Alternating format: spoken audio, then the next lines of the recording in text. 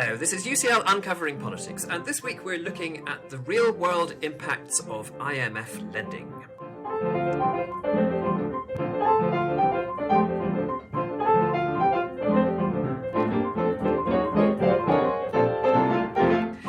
Hello, my name is Alan Rennick, and welcome to UCL Uncovering Politics, the podcast of the School of Public Policy and Department of Political Science at University College London.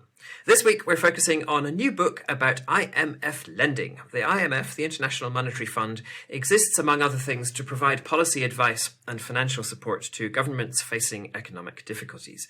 But are its programmes effective? Well, the book that we're discussing gives reason for doubt. It suggests that IMF funding becomes a resource held by local leaders, which those leaders can use to benefit their own supporters to the detriment of the rest of the population.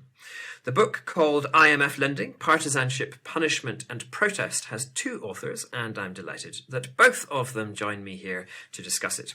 Dr. Rod Abuharb is Associate Professor in International Relations here in the UCL Department of Political Science, and Dr. Bernhard Reinsberg is Reader in Politics and International Relations at the University of Glasgow, and also a Research Associate in Political Economy at the Centre for Business Research at the University of Cambridge.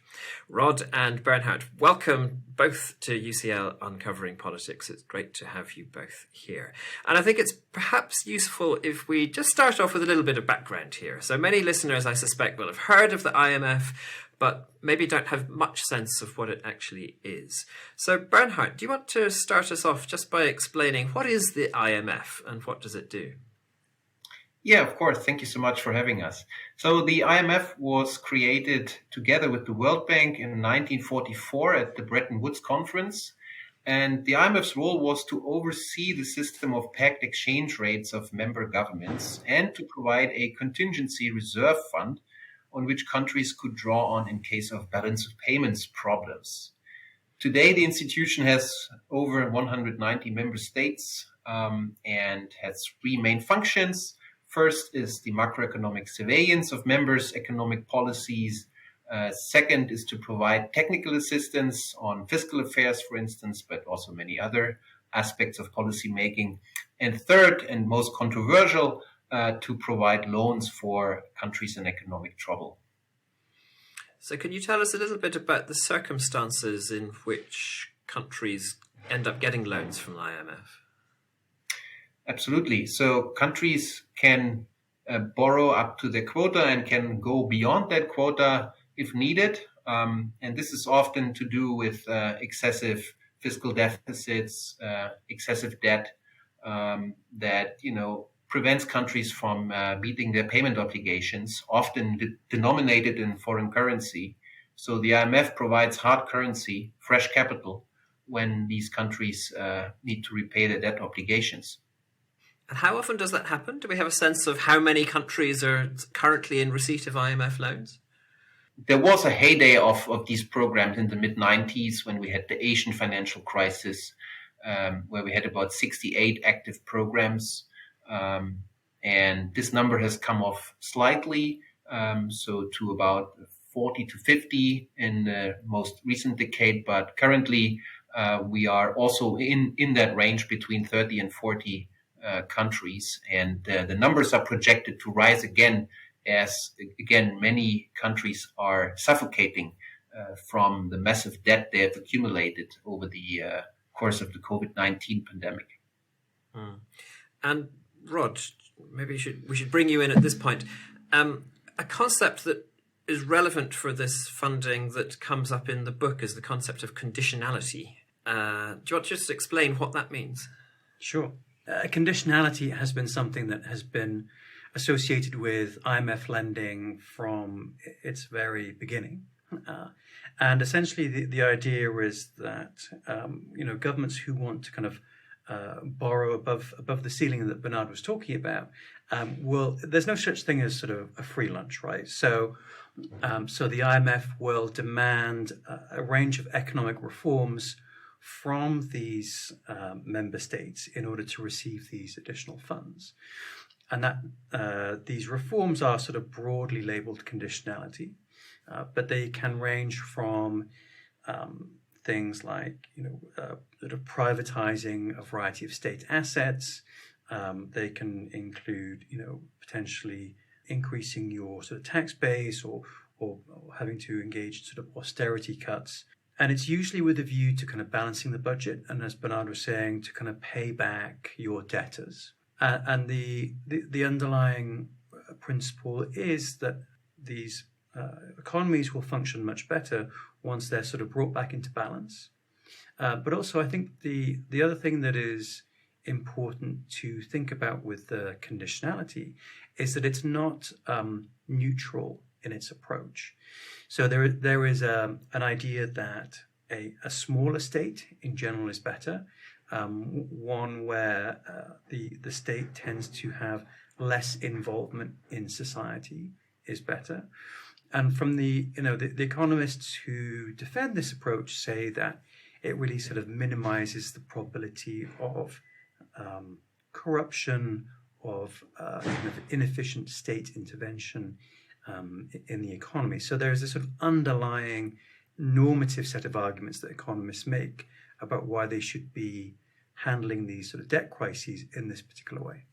I'm interested that you're saying that policy direction comes from economists.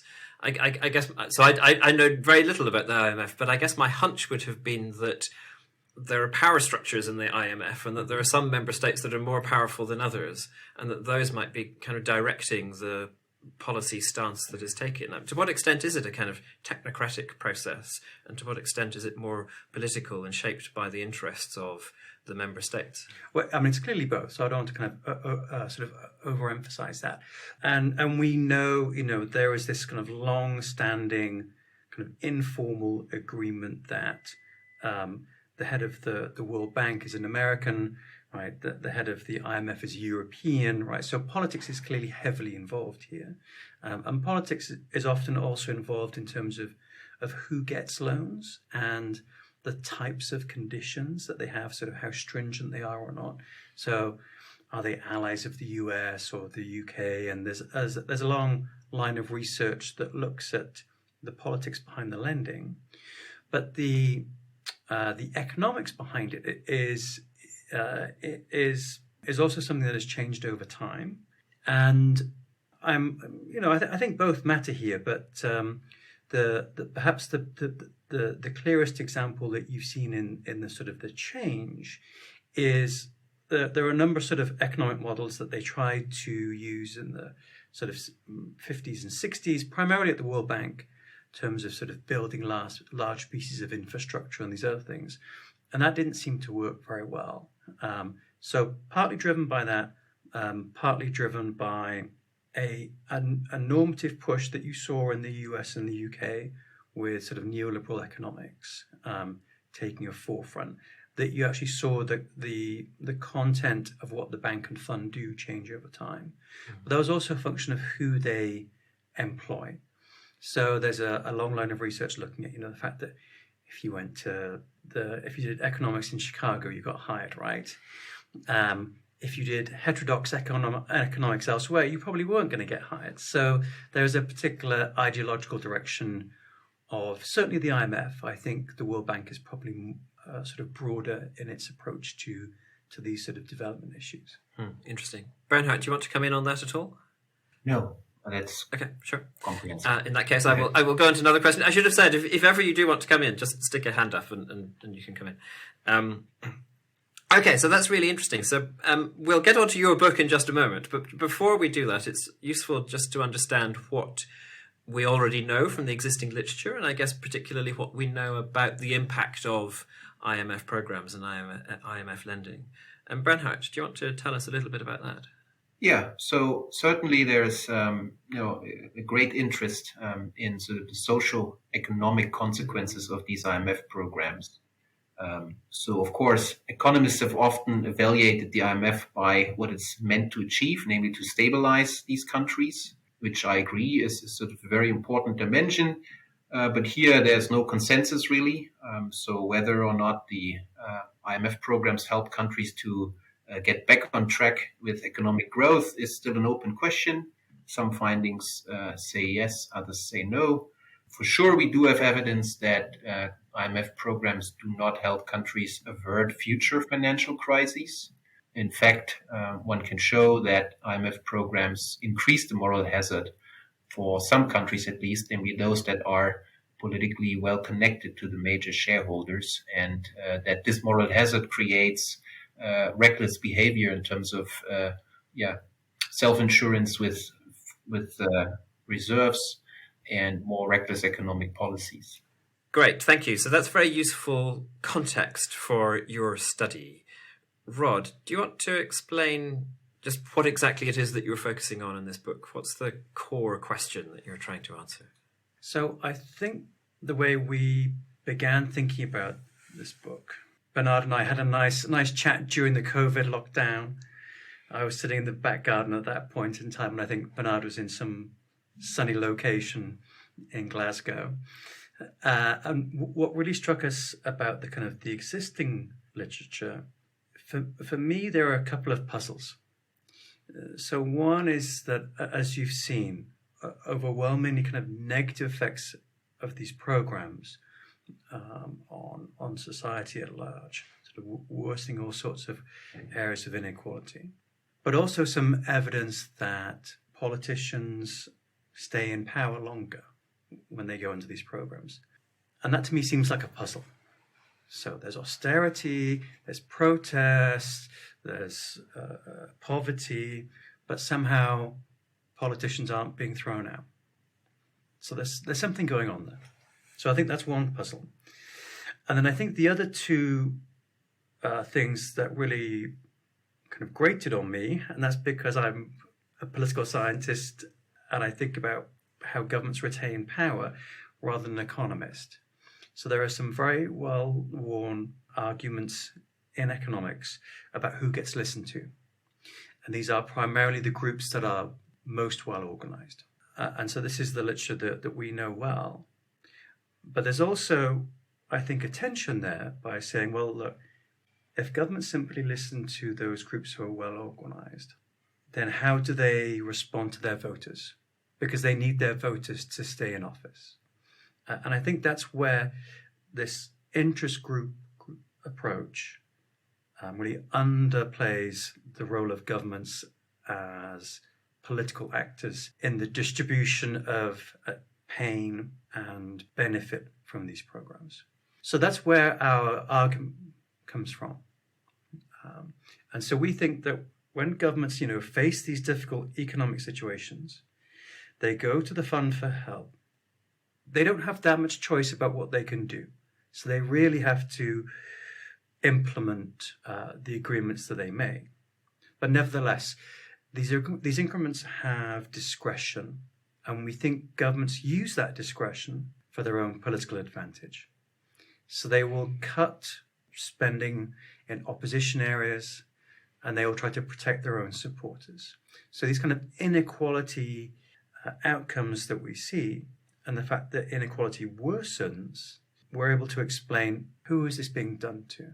So in these societies, not everyone is in this together. We find pretty strong evidence, as I'm sure we'll talk about, that the opposition is hit hardest here. And then it's the opposition who protests. Mm-hmm. So the value of what we're doing is really tries to kind of unpack at the individual level what the consequences of these programs are. Great, thank you. So there are kind of two core hypotheses, if I understand correctly, that are coming from that detailed thinking. So one is a hypothesis that the costs associated with IMF programs will be concentrated upon the opponents of governments, the opponents of those in power. And second, that will lead to protest on the part of those people. And so what you're doing in the book is essentially testing those two hypotheses and seeing whether that's what's happening. And there's also an argument around the conditionality that we were mentioning there earlier, isn't there? And so I was quite curious about this, because the argument is that the more conditionality there is associated with IMF lending, the worse this problem becomes. And you might think that it would get better, that somehow the conditionality would keep the government on the straight and narrow. Mm-hmm. But actually the hypothesis is that it makes things worse. Mm-hmm. Do you want to explain that? Sure. And the logic behind that is really that with all these conditions that governments need to meet is that oftentimes there is discretion on how you meet the condition. So, some examples from some of the kind of the case illustrations that we have in the book. Oftentimes governments are faced with demands to restrict the size of the civil service. You saw this in Kenya, you saw this in Ghana. They'll be told, well, you need to reduce the numbers of your civil servants by 20,000, 30,000. But there isn't any specifics about who is cut or where the cuts take place. And it's in these areas where governments have the most control. So particularly in the public sector, that we think you see this kind of distributional politics taking place. So if the government has the option to close a civil service in a government-held constituency in comparison to an opposition-held constituency, we think they'll close the one in the opposition-held constituency. Mm-hmm. Now, demonstrating that is really difficult. So, governments don't go around advertising this, and they often don't go around kind of recording this type of information. But there are a number of observable implications for things like that. So it may well be that when they go under these programs, that actually opposition fares worst in terms of employment, in terms of access to food, in terms of their evaluation of their life chances going forward and these other types of metrics. And if there's a significant difference between how the opposition view that and how the government supporters view that, then we know there's something going on here.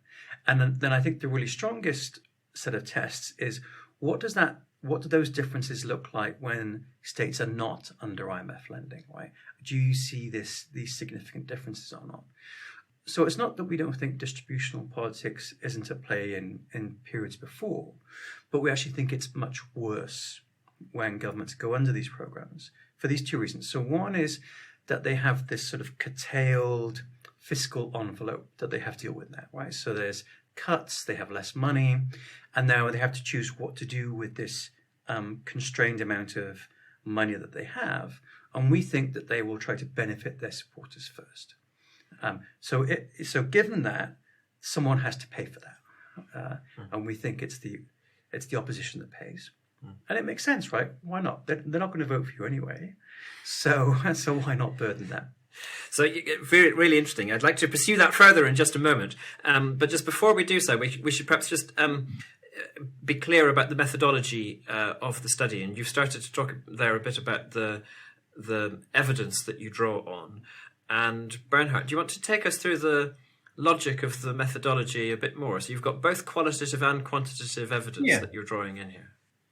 Indeed, we do combine qualitative and quantitative evidence. So on the question of how people perceive these programs under different conditions, we first look at case studies, particularly the case of Ghana.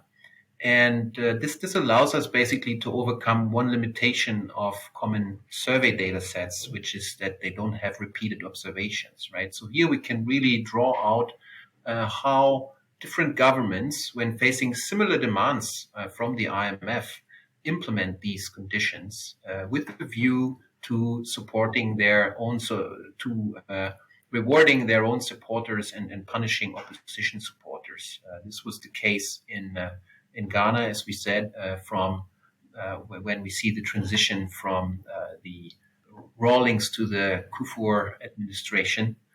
I'm sure Rod will be able to tell you a bit more about that. So this was sort of our thinking here to use sort of an intertemporal or over time comparison of the case of Ghana. We use the same method when we look at the case of Kenya, where we draw out sort of the differences in who protests across these two administrations.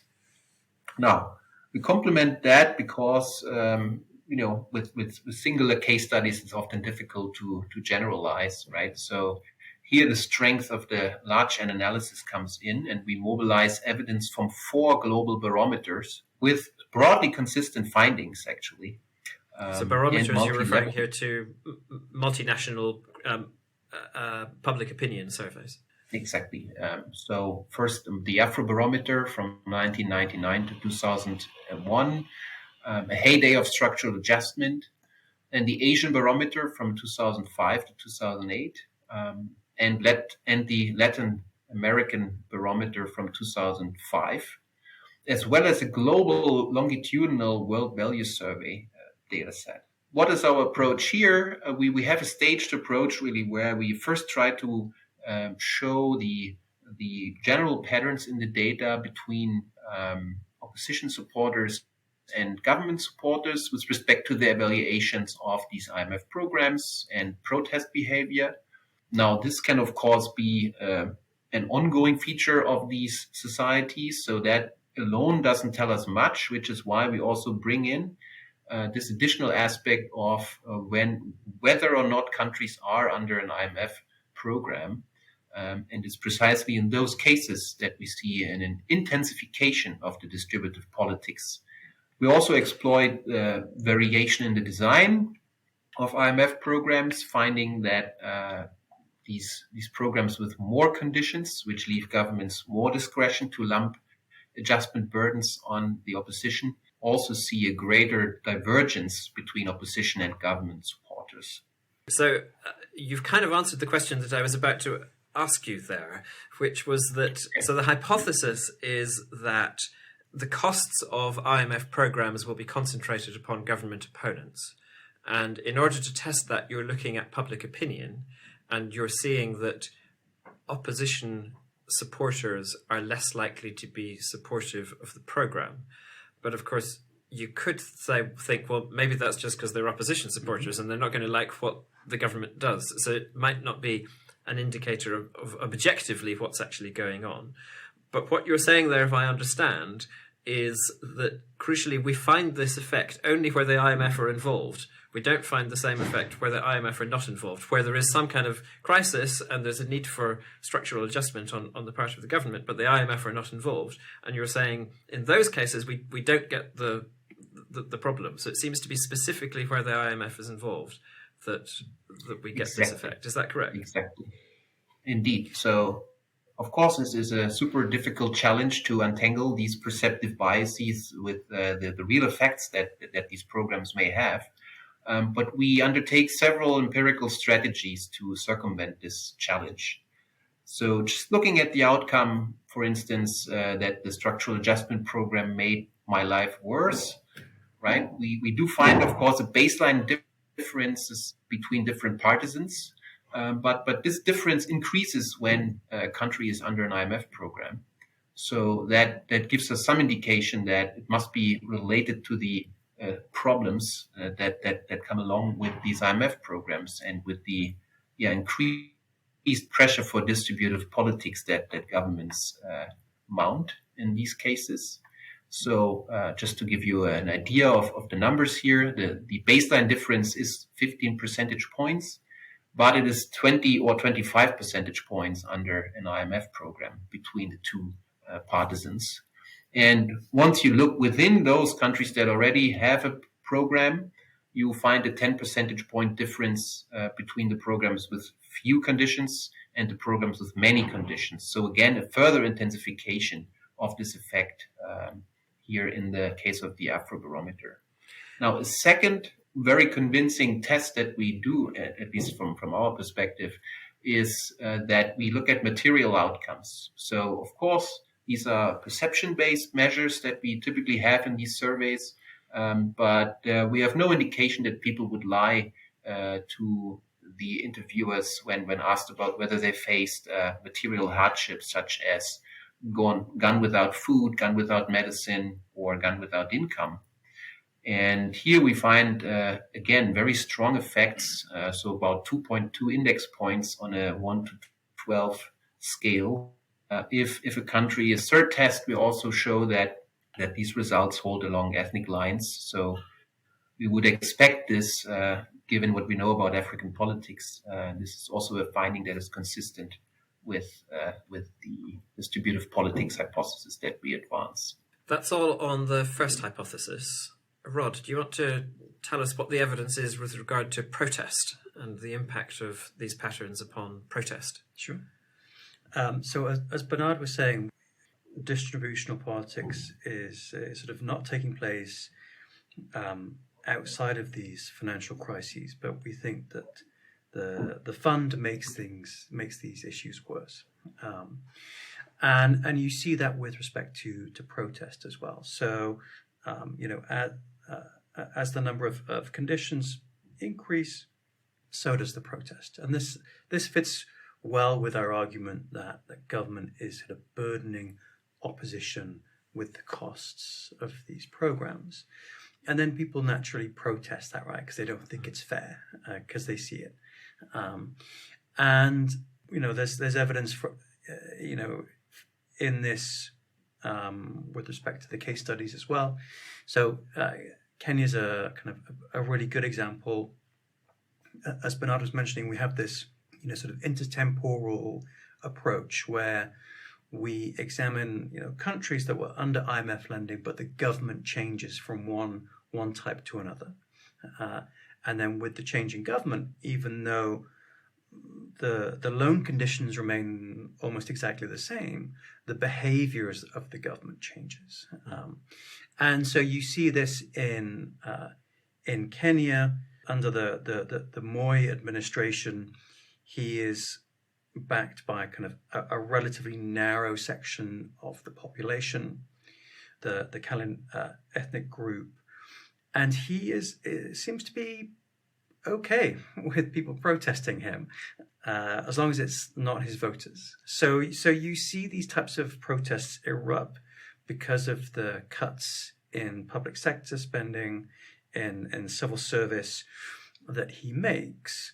And then for example, for the civil servants that are left, they get pay increases. So even in times of austerity, there is the concentration of wealth in particular areas. And if you look at where the protests were taking place in Kenya, these protests were taking place in opposition-held areas of the country. And oftentimes, these were civil servants that hadn't been paid, or had faced sort of a wide variety of cuts, whereas other civil servants seemingly weren't protesting. So there was a real sort of geographic distribution in the protests that took place. And then if you compare, let's say, the Moi administration with the Kibaki administration that followed next, his support base was much broader across Kenya. And actually what you saw because of that, there was a deep reluctance to actually engage in any cuts, precisely because he was worried about the consequences of protest. And in some cases, this is understandable. In other cases, you saw reforms that probably would have benefited the Kenyan economy then not happen. So you saw arguments about kind of liberalizing the maize sector not taking place, because it was a locus of support for him, even though Kenya was dealing with all sorts of kind of food insecurity, because the maize sector of the economy was relatively closed at that point. Okay, so we're getting close to the end of our time, alas, but there are two really important questions that I still want to get in. One of them is still about these results. So I understand the broad picture, and I understand the argument and the evidence, and that seems very clear. I guess what I don't yet get is, why is it that the IMF is actually making things worse here? So you're comparing countries that go into IMF lending with countries that also have crises and also need to go through some kind of adjustment program, but don't have the IMF lending. And why is it not the case that those countries also have governments that try to concentrate the costs among opponents? Why is it that we're particularly seeing this effect among those countries that need to go to the IMF? Bernhard, do you want to start on that? Yeah. So one might, of course, think that the IMF reduces discretion for governments, which is a popular argument in the literature. But in fact, we show that the opposite is actually true. And this is because that there are certainly different layers of discretion that governments have, right? And once they face more demands from the IMF, more conditions, they can also lump more burdens upon opposition supporters. So in some sense, this is an ideal window of opportunity, to speak from a perspective of a politically motivated leader, to play these distributive politics out in a much greater extent than they would otherwise be able to do. I guess that leads on then to the final question. Rod, what are the policy implications here? What should the IMF be doing differently as a result of the analysis that you present in this book? Well, it's a really good question, and we've thought a lot about this. And I think one of the problems here is there's plenty of blame to go around. So the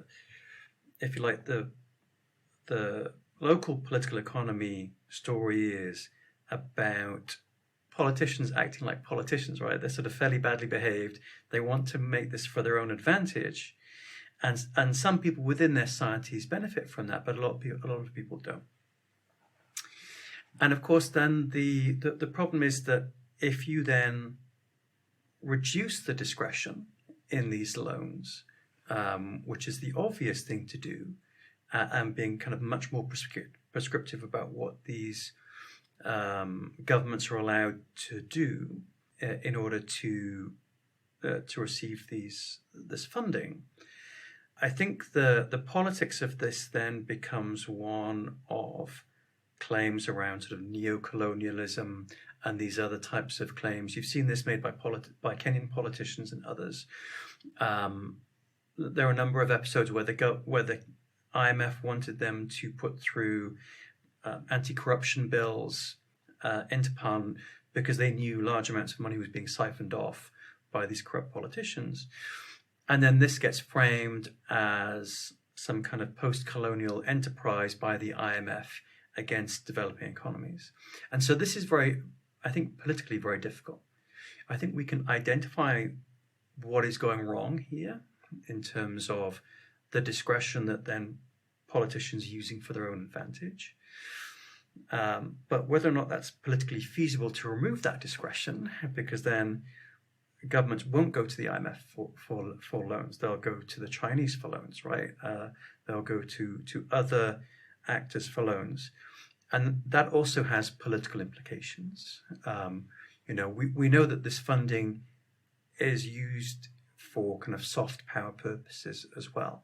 And so if the US and its allies lose that opportunity, that political opportunity with this institution, and it goes elsewhere, then is that something that they're willing to support, even if it means less corruption, less inequality, less protest?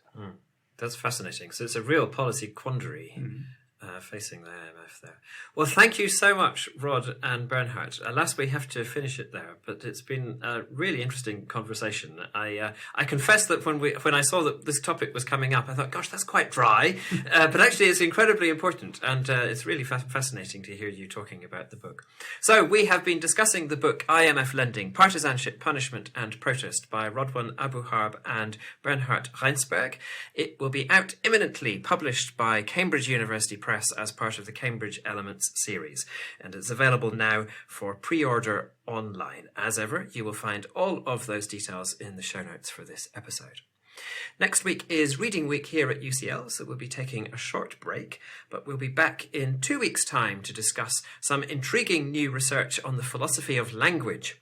Can you, for example, make a promise if the person you are speaking with doesn't recognise that you have done so?